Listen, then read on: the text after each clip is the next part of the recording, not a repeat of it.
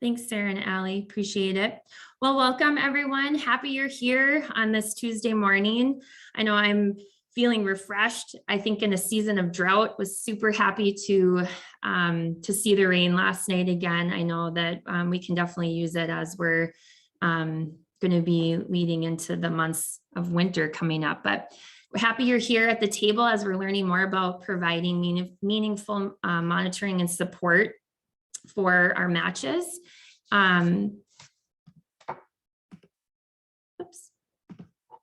So a little bit of our roadmap today as we're going through this. I'm going to do an introduction to Mentor Minnesota for all of you that are new to the table. Welcome. And then introduce some important mentor resource, the elements of effective practice, highlight some guidance regarding monitoring and support within the mentoring relationship. Then I'm excited to be joined by two amazing program leaders regarding their role and experiences regarding providing monitoring and support for matches. We have Heidi Landeberg here and Toni Lampley, and then a little bit of question and answer space at the end, and some further discussion, hopefully.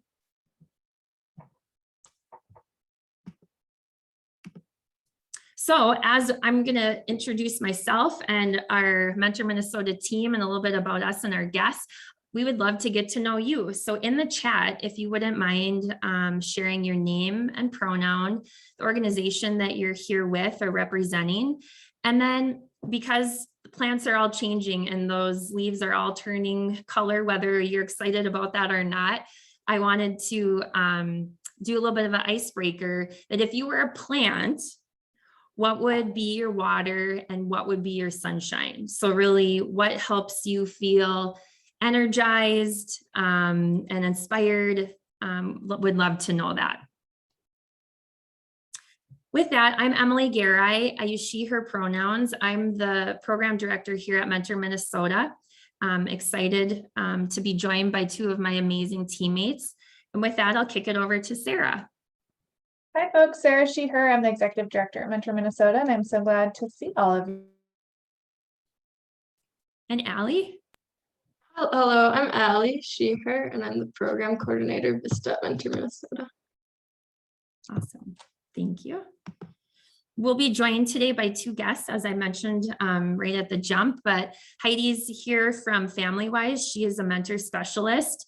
Excited to have her as a mentor specialist. Heidi works with young parents ages 12 to 24, and she provides resources and support to the mentor matches that she has, and really does provide that monitoring and support for both the mentors and mentees. In addition, we have Toni here that's Midwest, whoop, whoop, our neighbors to the south. Toni is a volunteer Iowa mentoring program officer at Iowa Economic Development Authority, and she joins us as well as a mentor affiliate staff. So Mentor Minnesota is one of 26 affiliates, and Toni is here representing the Mentor Iowa affiliate staff. A little bit about Mentor Minnesota, our pillars of work. So we've been, sorry about that. Our vision here at Mentor Minnesota is that all youth have agency and power at home, school, community, and the workplace. We really believe in young people and that all of their inherited talents and skills, and really using mentoring as a way to uplift and provide them meaningful support. We also have we call our 4 pillars, and really how we base a lot and focus a lot of our work on 4 different areas. First being elevating quality, and that's supporting capacity building, the quality of programs, and really believe in evidence-based research. And that's what we'll be using the elements of effective practice as we believe in that evidence-based supports, in helping out our programs. The second pillar is our engaging local leadership, convening, connecting, and supporting the field to enhance mentoring. The third, expanding the movement. So we really want to scale the impact of mentoring and leveraging positive outcomes. And then the last is influencing systems. So really, that's that advocating piece for and really fostering shared youth power across ranges of environment. And again, that's school, that's work, that's within the community. As I mentioned, I'm going to be doing kind of a high level, tiny teach a little bit about monitoring and support for matches. And we'll be looking at one of our evidence-based innovations and really resources that we use a lot when we're guiding and supporting our programs. So the elements of effective practice, this is, again, it's all evidence and research based, and we use it as our guide, if you will. Within the elements of effective practice, there are two different sets of guidelines. The first being benchmarks, and those are practices that mentoring programs must follow to meet the standard. And that's what we're going to be talking about today. And with those benchmarks, there's two criteria with that. That's the evidence suggesting the practices are associated with effective mentoring relationships. And the other criteria is that whether the practice is designed to protect the safety of mentees, so our young people, really across programs. The enhancements are also included in the elements, but they are not required for programs to comply. Those are really, the enhancements are innovative and useful tools that mentoring programs can use to, again, to enhance their program. There are also recommendations from practitioners and researchers as well. And then the enhancements include research from those fields that are related to mentoring, but they might also include the areas of social work, psychology, and positive youth development. So what brings us here today, the standard of monitoring and support. So really that boils down to monitoring mentoring relationships, the milestones, and safety, child safety and support matches. So how are we doing that? That's through providing ongoing advice, problem solving, training, even being here now today, right? A tiny teach of that, and access to resources for the duration of each relationship. So with that, the EEP, there's actually 12 when it comes to monitoring and support within the EEP. And I think that really highlights how important this piece of supporting the mentoring relationship really is. I'm not going to go over all 12 for the case of today and just our limited time. And I want to provide enough space to hear from our some really amazing folks that are doing this work out with our programs. But I'm going to highlight a few of them that we feel are important to note. The first one is the program contacts mentors and mentees at a minimum of twice per month for the first month, and once a month thereafter.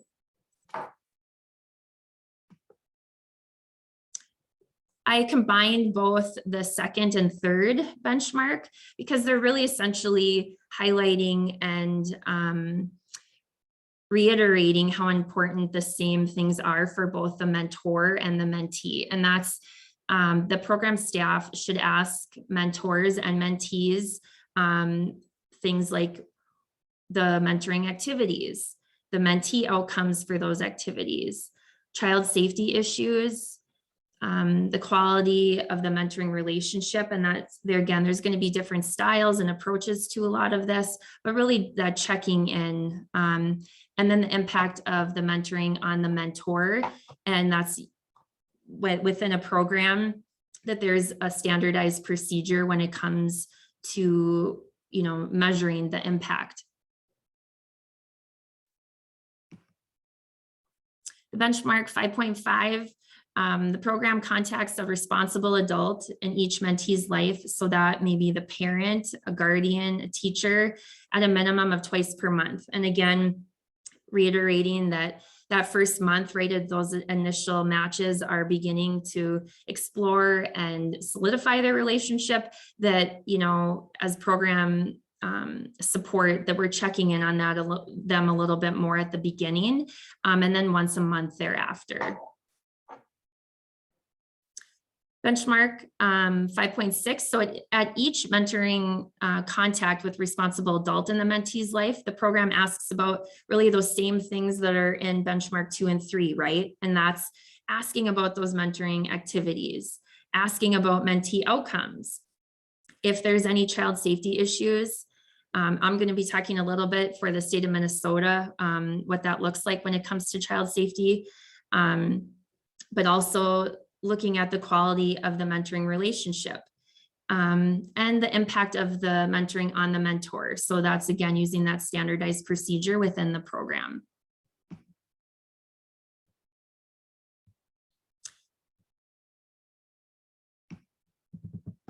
And the 5.5 or 5.58, I didn't title those. I'm just going to mention that with all the numbers, but the program documents information. And I think documentation is super helpful in not only keeping track of what the mentor and the mentee are up to, but also for our own case, that we can go back and look at those notes, and we know where our mentor mentee, where those activities are, how long was the duration, and really that description as to what was completed. So then you can go back and refer to that if you at any point need to, because sometimes we think, oh, I'll remember and I'll keep, but then it's hard. So I think taking really good notes and having really solid documentation is really, really crucial when it comes to monitoring and supporting our matches.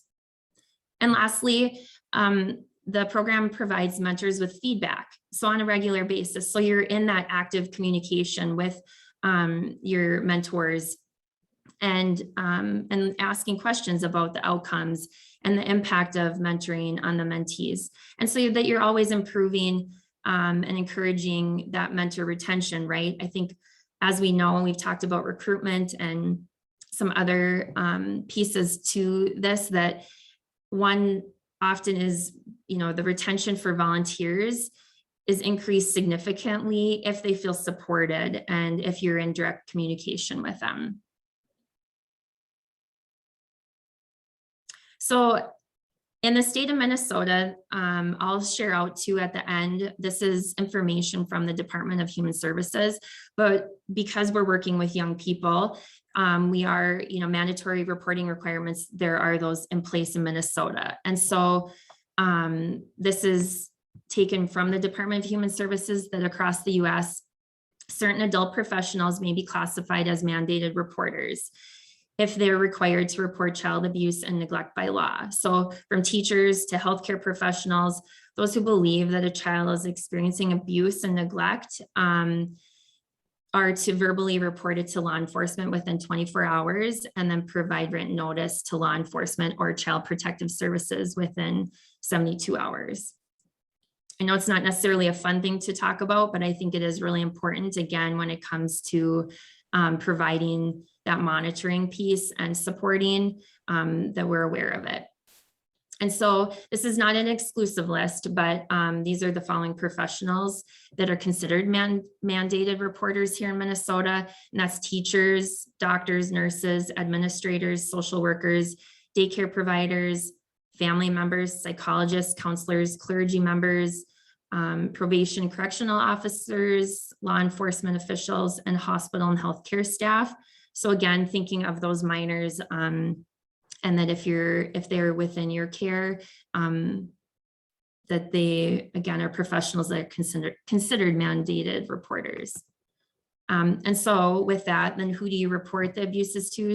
Should you come across a situation like that, that would be your local police department, the sheriff's office, child protective services, or your local welfare agency. And again, contacting any of them, they can give you some better guidance as to the steps you need to take if you do need to report.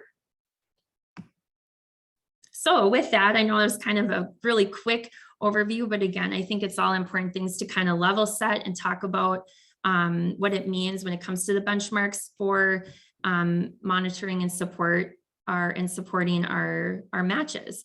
But I'm going to kick it over to Heidi. So Heidi's joining us from FamilyWise. And I'll let you go ahead and introduce yourself. Okay, thank you, Emily. So hi, everyone. I'm excited to be here. I really like connecting with other people just to talk about mentoring and just to learn more. And myself, I like to learn more about it. So I'm Heidi and I work for FamilyWise. My title is Mentor Specialist and I started with FamilyWise a year ago. So I'm still feeling like a little new, but not so new anymore. My education background, I have a family social science degree. And I guess before I worked for FamilyWise, I worked at Hazelden for a while and case management, and then that's addiction recovery. And then also I worked for Safe Families for Children, and that's working with families that were in crisis. So that's what I did before I came to this position a year ago. So I thought, if it's okay, Sarah, could I share my screen? I just have some notes I could share. Okay, so I'll go ahead and share my screen here.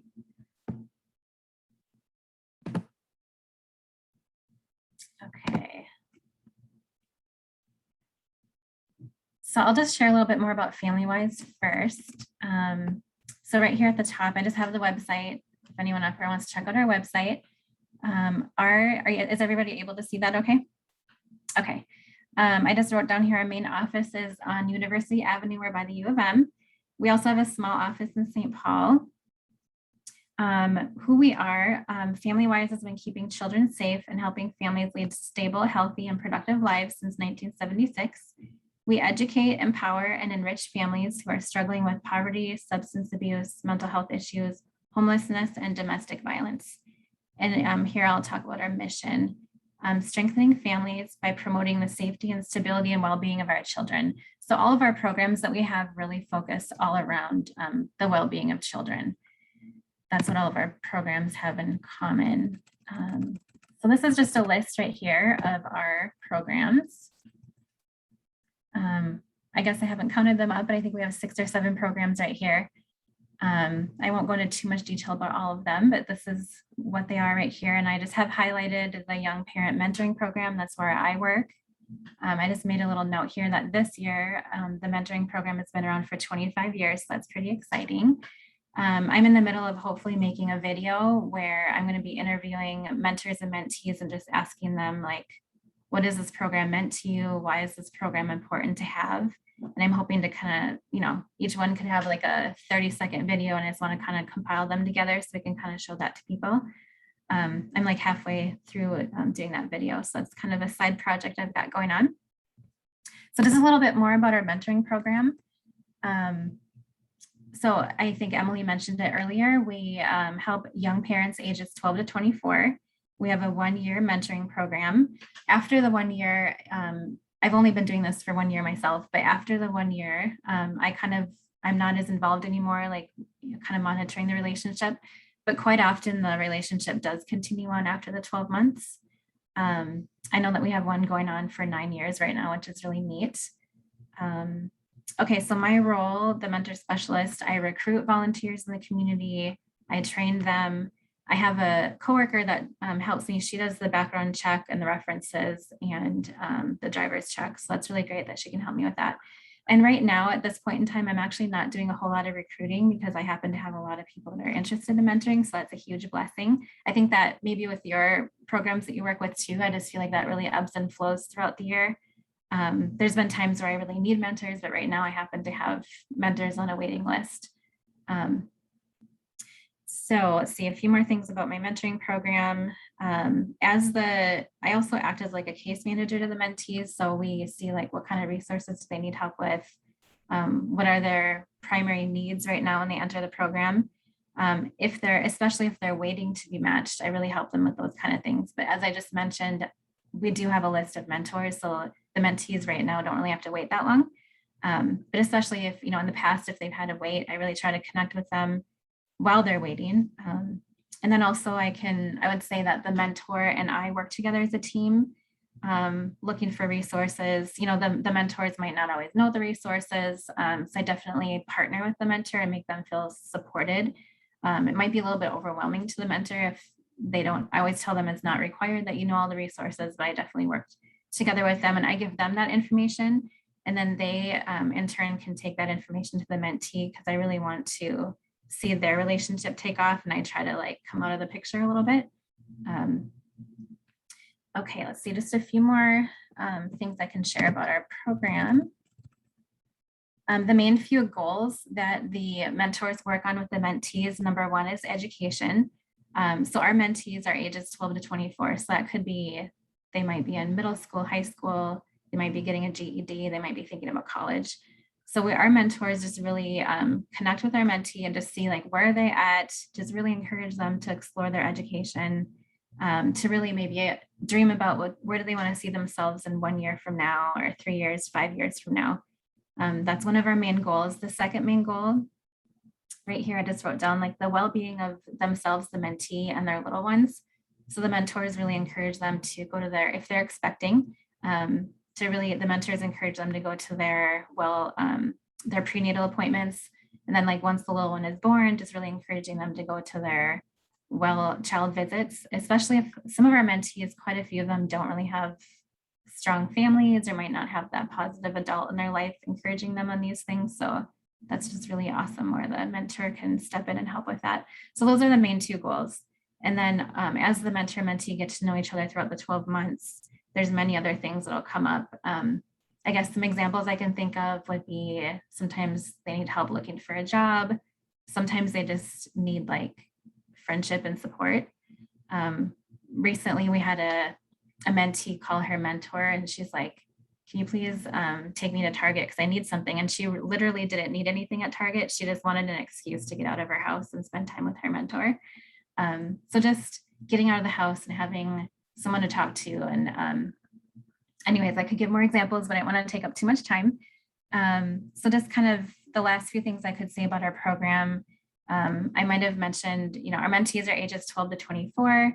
And to be in our program, the mentee either needs to be expecting or have young children already. So far, primarily since I've been here for a year, the mentees have been female. We have actually just recently, we have our first male mentee. So that's exciting. We want to grow the program in that way. We do 4 events per year, community events, so the mentees can meet each other. We did, with COVID, that's been a little bit interesting, but last fall we did the zoo. It's really neat to see. I saw some mentees kind of swap phone numbers with each other. So like they have community with other parents going through the same thing. I also offer I call it a circle of parents phone call. We've done it on Duo over COVID. And so every Tuesday, actually we've done every Tuesday, and sometimes we do every other Tuesday. We get the young parents together on Duo. We talk about the joys and challenges of parenting, like what's going well. And really they can kind of decide what kind of topics they want to talk about. And I'm just there to kind of like guide and gently facilitate. And also too, I can mention, I do a mentor phone call on Zoom during COVID once a month. And then the mentors can have community with each other and talk about what's going well, and then like share resource ideas with each other and things like that. So that's just kind of in a nutshell what our program is about. And then I'm going to skip over Emily, thank you for going over the elements of effective practice, like the benchmarks. I'll just skip over that since you already talked about that. I just kind of highlighted some of the ones that kind of stand out to me, like the benchmarks. But going down to this question, you asked for me to share how I implement these elements or like benchmarks. So just a few more comments, and then I can turn it over to the next speaker. Okay, so when it comes to monitoring the match, I definitely go to the first match meeting. That's something that I would want to talk about, and maybe that's something that you do too in your programs. So I come just to make sure that the mentee and the mentor feel supported. I introduce them to each other for that first meeting. I help facilitate the discussion. I think a lot of that first visit is just making sure that everybody feels comfortable. And then usually that's just we kind of talk about what do they like to do for fun? What does a typical day look like for you? Can you tell us a little bit about your household? Who's in your household? Just like some really easy things to talk about. And then usually after that visit, I check in with them after a day or two and just ask, like, how do you think the first visit went? I asked the mentor and the mentee separately, just in asking if they felt comfortable. And then usually usually things go fine, but every once in a while there's a little bit of feedback, and I just kind of go through that with them.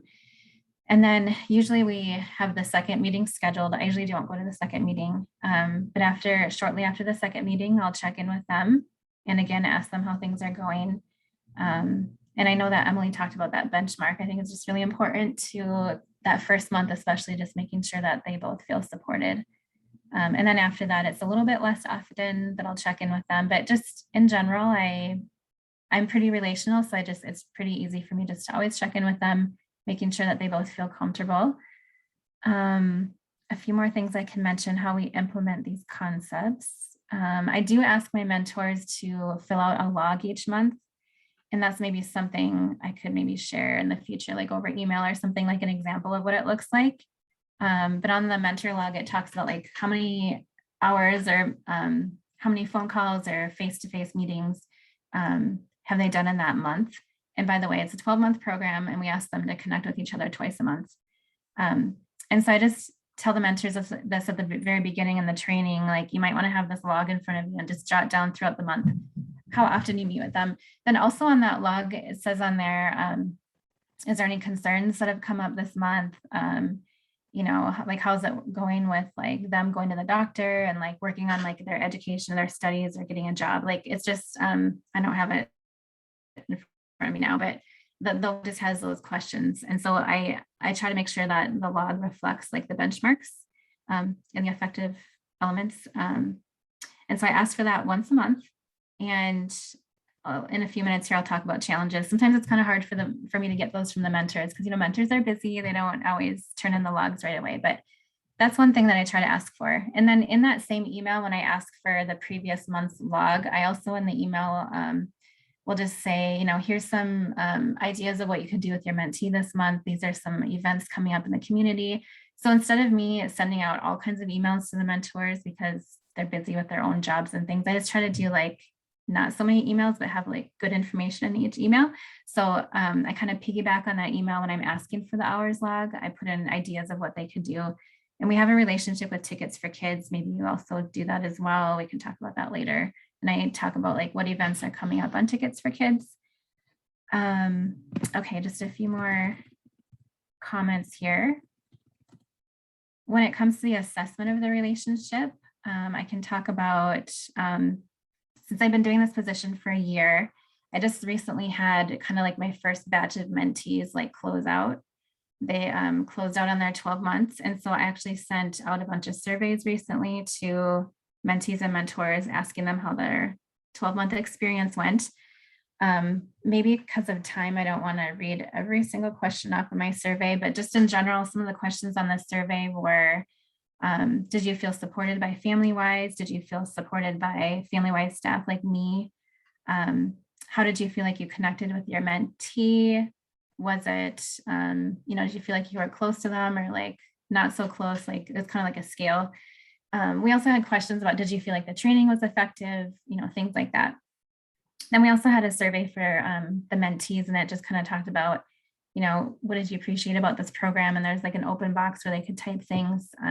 So anyways, that's been really helpful. And like, honestly, it was a little bit scary for me to send out those surveys because like, you don't want to like send it out there. And it's like, what if I got like not so good feedback? But it turned out just great. And like, we got lots of great feedback. So that was really encouraging. And then also too, under assessment, like how we assess the relationship, I already talked about like the mentor logs. And then when it comes to supporting the match, I check in with the mentors frequently and I try to give them feedback. Like if the mentee tells me things are going great and the mentor is so nice, or, I just usually take that same feedback and I give it back to the mentors. So they just really feel good about what they're doing and they can really realize like the impact that they're having. That seems to be really helpful. So that's kind of about it. Just the things that I just wanted a quick comment on are the things that stood out to me. And then as far as challenges, I might have already mentioned, the mentors don't always turn in their logs right away. So then it's just kind of me following up with them. I've kind of noticed that sometimes with mentors, a lot of my mentors happen to be like people persons, like they're really into like relating with their mentee and like spending time with them. But then when it comes to like the administrative things, like filling out the logs, I don't want to like generalize this, but maybe I just feel like if they're really like a people person and hanging out, enjoy spending time with their mentee and focus on the relationship, they might not focus as much on the administrative part, like the monitoring and like the hours log. But anyways, and then other tools, I try to do that mentor call once a month that I mentioned, and we usually talk about certain topics. So I think that kind of helps with the continuing on the training. We might talk about like boundaries, or we might talk about, like pulling out like mentee strengths. There's just different topics we can talk about. And challenges too, just, during COVID, just like all of us, sometimes like there's been some challenges in regards to COVID, and, sometimes mentors have busy work schedules, so trying to work around that. And maybe the last thing I'll mention here is, as far as challenges, I would say, I think in the training, we can definitely talk to the mentors about having boundaries. And like, I feel like the diaper thing always comes up in my program because we work with young parents. So in the training, I can tell mentors like, I feel like it's okay if the mentee's in a pinch, maybe to help them out. But I just really encourage the mentors to not get into a habit of always purchasing diapers for the mentee, because then the mentee might come to expect it. And we also want to encourage the mentee to like think ahead and problem solve, like, how are you going to have enough diapers the next time, and help them to budget and have those skills. But, I guess one challenge is like being in this program, like I'm not with the mentors 24/7. So like, I happen to know like one mentor really liked to purchase diapers all the time. Sometimes I don't have control over like every single thing like that. So I guess sometimes that could be like a challenge.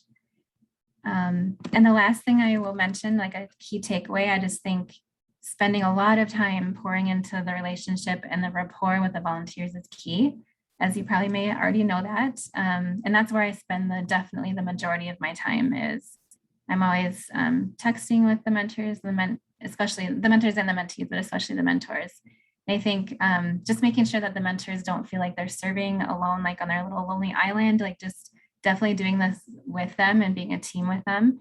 And I think that really encourages them to keep on doing this. And I think it helps them to find their place. I think we're all kind of created for community, and we all have community in different ways. And I feel like sometimes mentors kind of like find their community in doing this. And so I just really want to encourage them in that and draw out their strengths. And I've just had a lot of, I'd say, success just really working on my relationship with the mentors.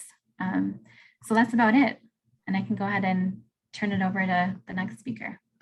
Yeah, thank you, Heidi. I appreciate that. And I mean, you touched on some really great things. I think, creating those boundaries are part of really when those first initial meetings are happening, right? And I think why it's reiterated often on creating that relationship and checking in with your mentors and mentees right away in that first month is your level setting, right? You want to be able to manage the expectations, and so that everyone feels safe and comfortable and really gets that relationship started off on a good note and a good place.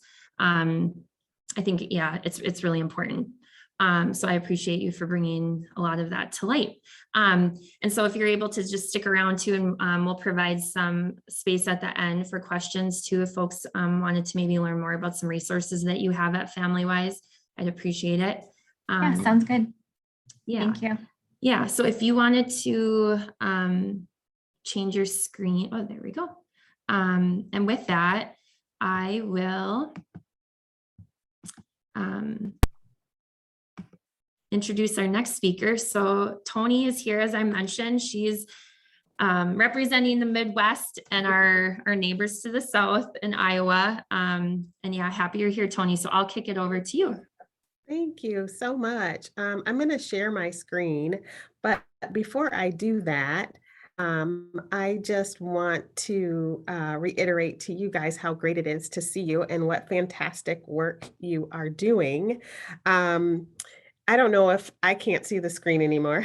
I mean, I can see you, Emily, but I just wanted to give you guys a little background on Iowa really quick. Iowa Mentor, we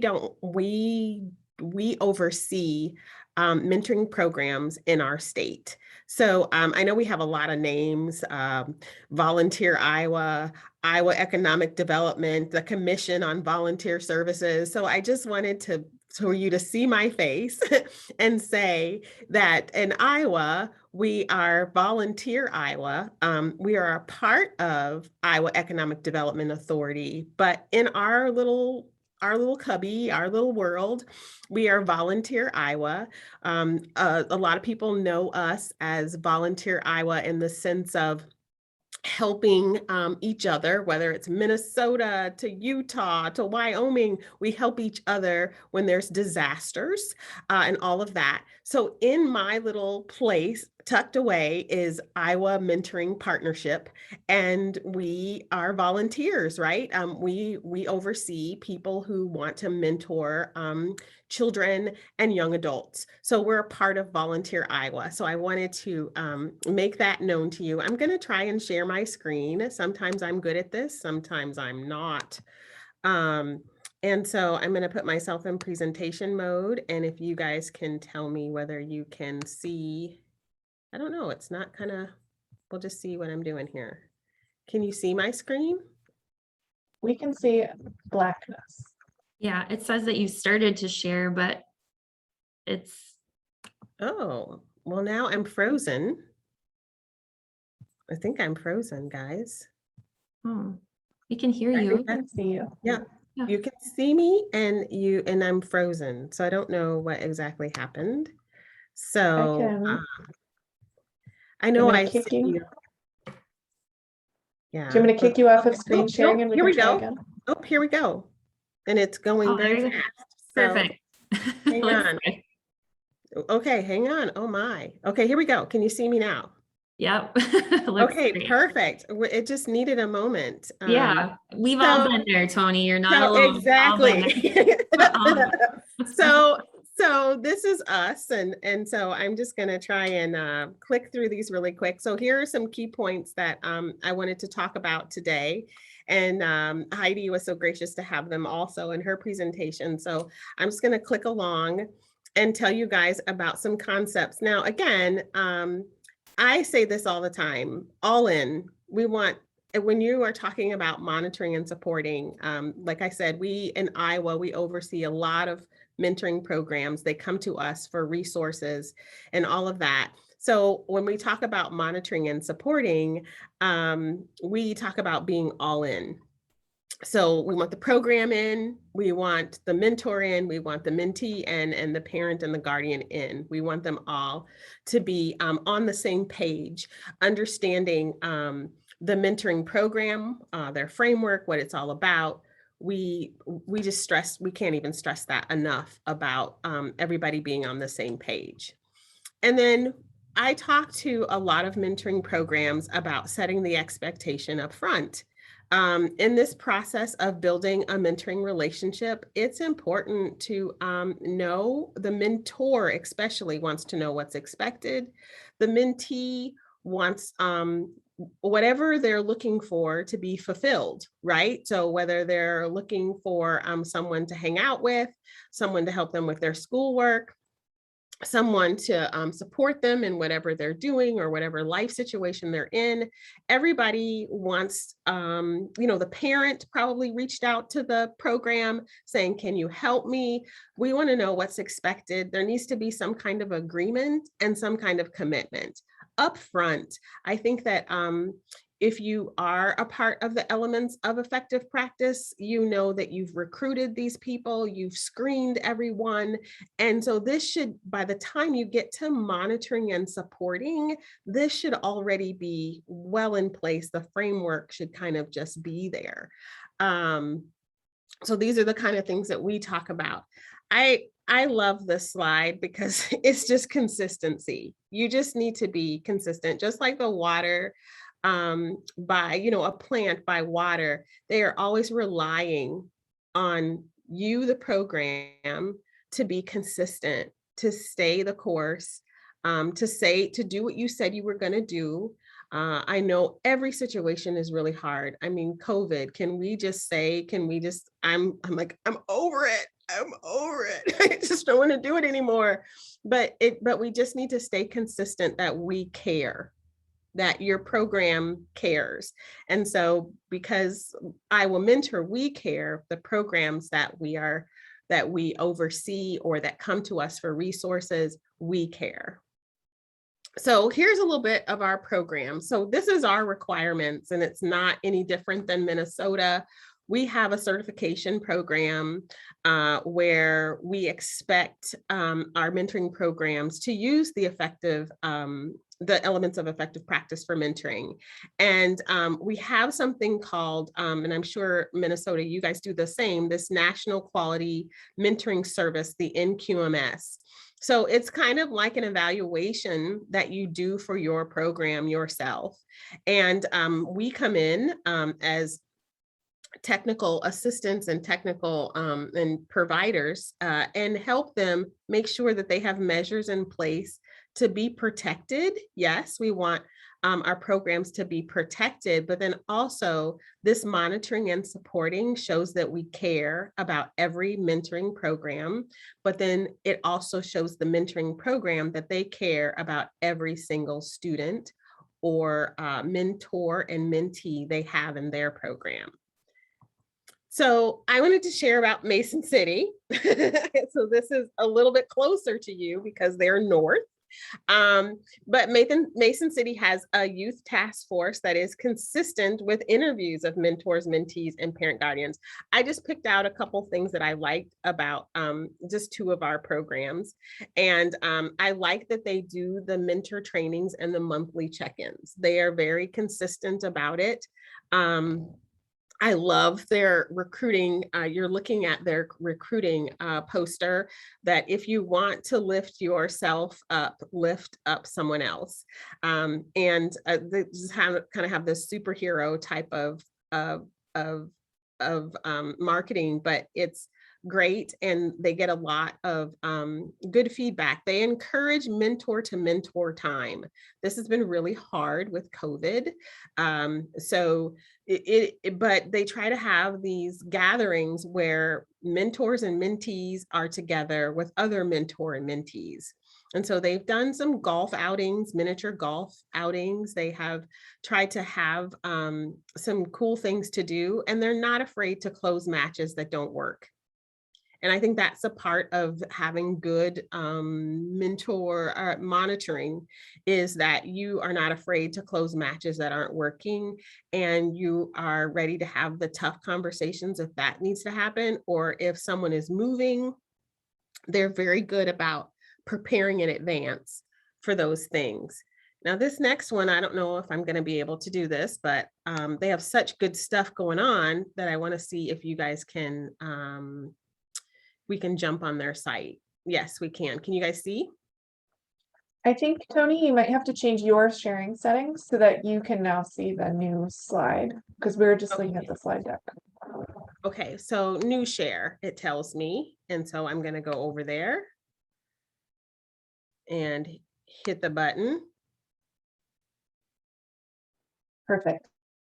Oh, good. Okay. Yep, can see it. Despite that their little thing is black, I don't know. Okay, there we go. So what I love about Helping Services, they're in Decorah, Iowa. And I love how they have on their site, view their waiting list. And so what I love about Helping Services, they do a whole lot of things, but the youth that are waiting, this is such a great idea. They use Luther College is close to them. So they use college students to write to these youth that are waiting. Or they do a pen pal thing because of COVID. So the youth that are waiting are not necessarily waiting. They don't have a one-on-one match, but they do have someone in their program who's communicating with that person. So I just really am excited that they do those kinds of things. I kind of wanna, let's see if I can move you so that I can move the screen again. One of the things I love is that they celebrate their mentors. I don't know if you can see their little little certificates of recognition and appreciation over there, but that's really a great thing to do, to let your mentors know that you care about them and that you know what the plan is. So that is, I'm going to go back to the deck. Let's see. Oh, I'm getting savvy, you guys. Uh-oh. I'm getting savvy here. I don't know. Look out. Look out. Okay, so some of our challenges. So I just wanted to share about some of our programs. Now, some of our challenges. So this is definitely a challenge. So this is Marshalltown Community School District. 3 of the educators have been accused of sexual abuse, and 2 have since died. And so when I tell you, this is straight off of July 27th of this year. So this is like, what, a month and some days or so, or whatever, a couple. So anyway, oh, this is such a difficult thing to talk about, but Marshalltown Community School District is not in our program. And so both of these incidents that I'm going to talk about, they're not certified with us, and that's the good news and the bad news. You know, but these 3 educators were accused of sexual abuse, and 2 of them committed suicide. So when they say since died, this is one of these things that it was a double, triple whammy on all sides, right? So they weren't in our mentoring program. They did not have a mentoring program inside the school. But what I do know at this time is that one of the people that was abused was a part of Big Brothers Big Sisters, which is a program that we do certify. So it's really tough. I'll unpack that in a minute, but it's just a very difficult time. And then on the heels of that, Run Des Moines is a hip hop poetry space in the Des Moines school district, the Des Moines Public Schools. And this man died suddenly, which they say this in the paper here in Iowa, but he committed suicide also. And he was found having a relationship with one young girl in his program. And again, these programs were not certified by Iowa Mentor, and that is bad news and good news. But when something like this happens in mentoring, it affects all of us, and it affects people who really want their children to have, or a guardian wants someone to have a caring adult in their life, but they're apprehensive now because this is what they see on the front of the paper. And so, you know, people will say, oh, you know, Iowa Mentor, you have some public relations to do. Well, no, we just are really sad. We're sad on all sides. We're sad that someone lost their life and thought that they needed to end their life. We're sad that someone was abused, or some young person had a mature relationship with a mentor that probably shouldn't have happened. And we're sad that students who had a good experience with this person now is confused. I can't even tell you how many times I could unpack this is all bad news. This is all bad for, you know, on all sides. And we are definitely grieving, and it's very painful to try to explain this to children, young adults. That when something goes wrong in your life, you just end your life. I mean, we could spend a lot of time unpacking this. So what can we do, right? So we had these challenges here in Iowa. And so what can we do? So some lessons that we've learned is that every person should be treated the same. So when I started looking at these reports in Marshalltown and in Des Moines, I think you know, from my perspective, a lot of this people were resting on their laurels, right? So every person should be treated the same. So board members, somebody that you know, school personnel, sometimes when we talk about monitoring and supporting, we'll say, oh, you know, I trust this person. So, you know, you may not do everything on your sheet that you know you're supposed to do. Please do everything on your sheet. We don't care if this is the president of the United States. We really want you to treat every person the same. You need to make sure that you have safety check-ins all the time throughout the program. Now, this is something that maybe in Mentor National and Mentor Minnesota and Mentor Iowa, we need to talk about. But here's the thing. This is what I've noticed. We will do these safety, child protective things when the child or the youth first enter the program. And we tell them all these things. But as they grow in the program, we fail to do these safety checks that are conducive to their age. So they'll start in our programs at being in elementary school, and we love them and they love their mentor and they're having a great time. And it's been a successful relationship. But then by the time they get to middle school and high school, we fail to, some of our programs, I can't say all of us do, but do we go back and do these checks again? Do we have these checks now that they're in middle school and their bodies have changed and puberty has set in, and emotional things, not just sexual, but just emotional attachment to an adult? What's healthy, what's not? Do we have these conversations in high school as they're getting ready to prepare for college about date rape and what that looks like, and going home with someone, and how alcohol is almost always involved sometimes in some of these cases? Do we have these markers or measures that we're going to revisit the uncomfortable stuff? These are some of the things that we're talking about in Iowa, and use them, like I said, use the measures that you have in place. So some of the lessons that we've even learned, like, what do you do if the young person it has come out as gay or lesbian? Okay, so how does that match look? And it's really tough, because let's say the parent doesn't want the person matched with the same sex, or I don't know, and a lot of our programs here in Iowa have decided, well, that's really up to the parent. Even though the parent and the child don't disagree, we have measures in place that we are going to take our lead from the parent. So it makes it really tough. But these are some of our challenges and some of the things that we are unpacking and talking about here in Iowa. So I say, please, when you are doing your meaningful mentoring, meaningful mentoring, yes, but also that your meaningful monitoring and supporting, that you know their why. Why are they in your program? That should be documented, of why. And then back when I said set the expectations up front, you need to write it down. Did it happen? If you don't write it down, will it happen? Will you know what's going on?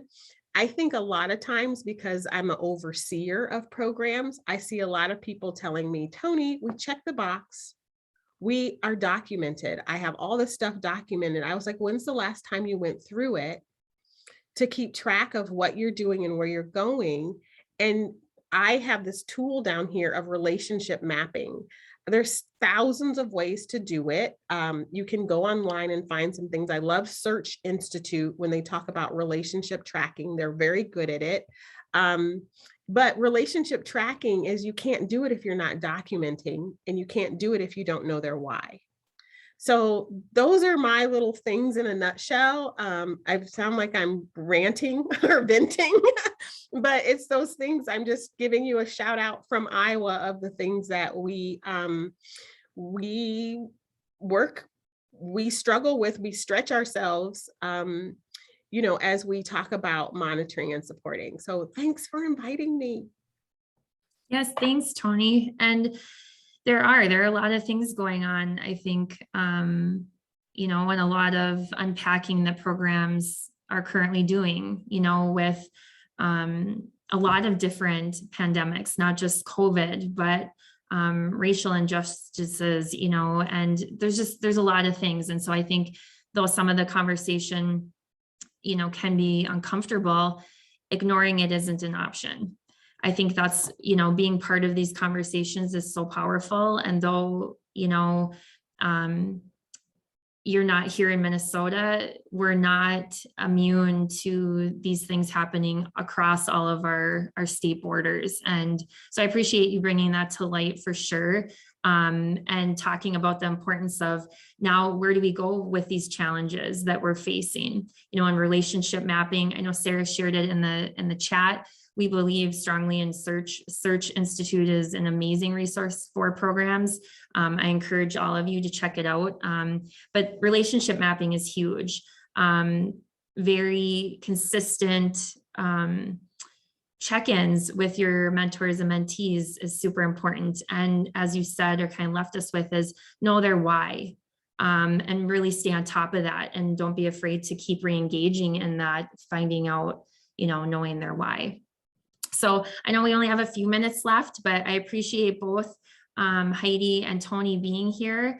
I very much appreciate both of you and all the work that you do. I know it's a busy time of year. So, but I'll open up the floor to questions that folks may have. And you can either unmute yourself or share it in the chat, whatever you're most comfortable with.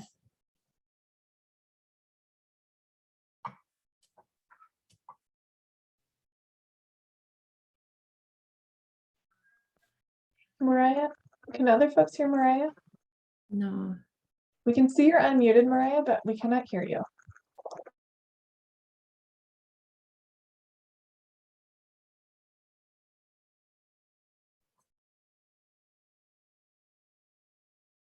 Technology. See, it happens to all of us sometimes. You're definitely not alone, right? And Toni, and power through it. Never easy. So what is your training for mentors and what topics do you cover? Oh, is she for Iowa or Heidi too? I will say that some of the things that we do in Iowa is definitely we go over pretty hard. Well, we tell our programs to go over pretty hard saviorism. We don't really want a mentor who wants to change someone. We're looking for a relationship, someone who wants to learn from the young person and the young person wants to learn from them. So, you know, trauma-informed care, we want to make sure that they understand if one of the programs, kind of like Heidi's program, if there is pregnancy or those kinds of things, or we've got some programs that do deal with domestic violence and they have mentoring on the side. It's not on the side, but you know, they also offer it. So those are some of the things we hit on very much. And then I'm looking forward to Mentor National, you know, Mentor Minnesota and Iowa Mentor. We're looking forward to the practices on mentoring, mentors, right? That's coming out very soon. So we will be training on that as soon as it does come out. So both some of those things we train on, and I think most of our programs try to walk people through what their program is like and set the expectations. But those are the two biggies, Mariah, I will say, is the saviorism piece, and the trauma-informed care is something that us in Iowa really try to cover. Yeah, and I can just quickly comment, just like Toni was saying, we also talk about in our training, we talk about like what a mentor is and what a mentor is not. And a part of that is like, you know, you're not there to be like a savior, you're not there to be a social worker, a therapist, you're not there to be a parent. And then on the other side, it talks about what a mentor is. We talk about like the role, and like you're there, like the mentee makes their own decisions, but like you're there just to like guide them. You're there to be like their confidant and their cheerleader. So like we definitely talk about like what a mentor is and is not. We also talk about, there's like 10 effective qualities for a mentor, for successful mentoring. Like we talk about those. We talk about signs of abuse and neglect. We talk about confidentiality. We talk about HIPAA. I'm trying to think what else we talk about. We also at the very end go through like 6 or 8 scenarios. Like if this happened with your mentee, like what would you do? There's in those scenarios, it's not necessarily like right or wrong. It's just kind of to get the potential mentor just kind of thinking about those things. then we talk about safety and what I'm really hoping to do. So FamilyWise merged with MCCC a year ago, and we're just getting to know them and collaborating, and they do a lot of ACEs work. And so I'm really hoping to build some ACEs work into my training, adverse childhood experiences and trauma. Yeah, and as other topics come up, I definitely I feel like I want to continue to revamp our training. So yeah, thank you. Yeah, no, that's a great, great jumping off points, I think, for training. And it's, it's such a continual thing. I know we've lost a few folks that probably had to jump to other meetings and such, but I'm more than happy to stay on and continue to answer questions for folks. But I know that Toni and Heidi and other people, if you need to go, we understand. I will just share that speaking of ACEs and trauma and some other training opportunities, next Wednesday, we're doing a special event regarding grief and trauma-informed mentoring. We'll be joined by a couple of programs here in the Twin Cities area that will be talking kind of through what grief and trauma-informed mentoring looks like and provide some resources. And that's next Wednesday. And I'll provide all of you with the Eventbrite. And then looking into that, the end of September, we have a lunch and learn. We're inviting some programs and talking about mental health and what that means, especially for those of us working with young people and the mental health of young people. And then we've got some other events coming up in October too, as far as starting a mentoring program and kind of those next steps. So a lot of exciting things. And I think, as Toni shared too, we look forward to training ourselves too and continue the conversations as things evolve and come out. So, but thank you again for being here. And if you're able to stay on or would like to, by all means do that. But if you need to go, we respect your time as well and just appreciate you all being here.